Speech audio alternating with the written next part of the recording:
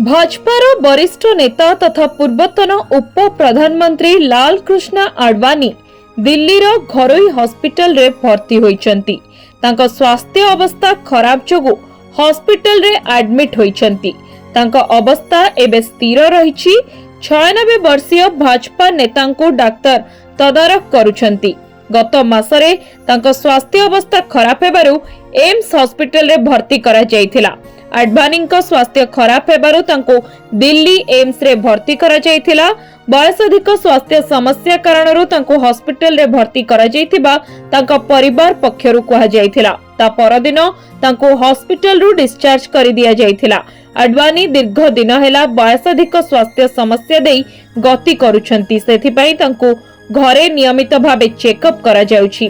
लालकृष्ण आडवाणी 2002 रु 2004 पर्यंत भारतर उप प्रधानमंत्री रहिथिले। एहा छडा 1999 रु 2004 पर्यंत केंद्र गृहमंत्री रहिथिले।